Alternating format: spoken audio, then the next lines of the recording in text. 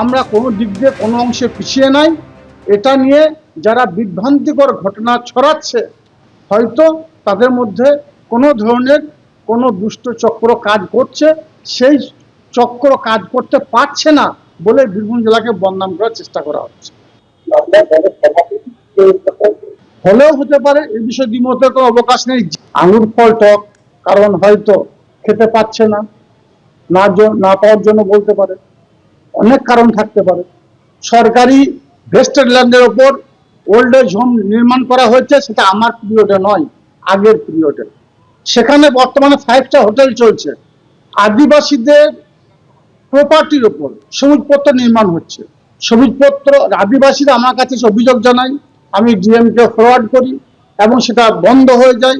তারপর জানি না কি কারণে সেই নির্মাণ আবার শুরু হয়ে গেল। তো এইসব বিষয়ে প্রতিবাদ আমি করি। হয়তো এটাও তার কারণ হতে পারে।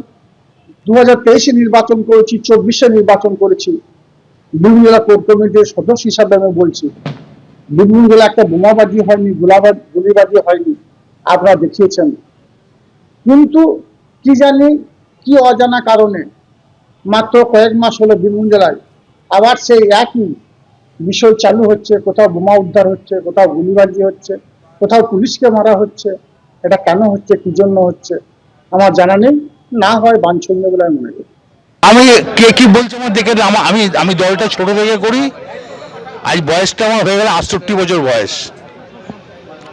মমতা ব্যানার্জি যা বলবে তাই করবো। সেটা ওসব আমি নিয়ে এখানে আলোচনা করতে আসি। একটা কথা হচ্ছে, আমি জেলা প্রেসিডেন্ট আছি, জেলা প্রেসিডেন্ট। আপনি যেটা বলেছেন এর আগে 4 বার রাষ্ট্রপতি পুরস্কার পেয়েছে জেলা পরিষদ, এবার যেটা বলা আপনাদের এক কাজ করুন, বিকাশ দা কাছে নিয়ে নিন। এখানে জেলা পরিষদটা বিকাশ দা চালিয়েছি, তো ওরা ভালো বলতে পারে। ওসব নিয়ে আরো বাড়তে হবে। ডিএমকেও বলেছি, বারবার বলেছি সরকারি রেভিনিউ বাড়া। বীরভূমে অনুব্রত মণ্ডল কাজল শেখ দৈরত অব্যাহত। অনুব্রতকে প্রণাম করা নিয়ে মুখ খুললেন কাজল শেখ। প্রণাম করা মানে তাকে সম্মান দেওয়া। এবার যদি কেউ সম্মান নিতে না চায় তাহলে আমার কিছু করার নেই, তখন ইটের জবাবে পাটকেল ছুটতেই হবে। কারোর কাছে মাথা নত করিনি, করবও না, মন্তব্য কাজল শেখের।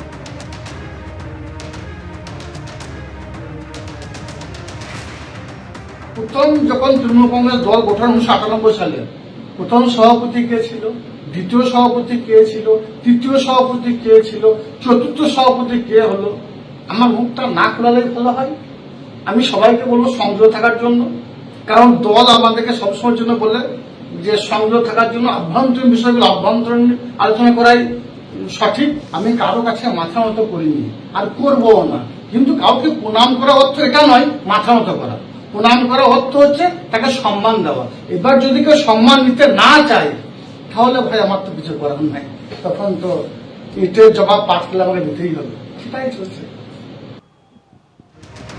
এর আগে আপনারা জানেন যে অনুব্রত মণ্ডলকে নাম না করে নিশানা করেছিলেন কাজল শেখ, যিনি বীরভূম জেলা পরিষদের সভাধিপতি। তিনি বলেছিলেন যে 2-3 মাসে কি এমন হলো যে পুলিশ মার খাচ্ছে। অর্থাৎ স্বাভাবিকভাবেই বীরভূম জেলার আইন শৃঙ্খলার পরিস্থিতি নিয়ে কার্যত প্রশ্ন তুলে নাম না করে নিশানায় অনুব্রত মণ্ডলকে করেছিলেন কাজল শেখ।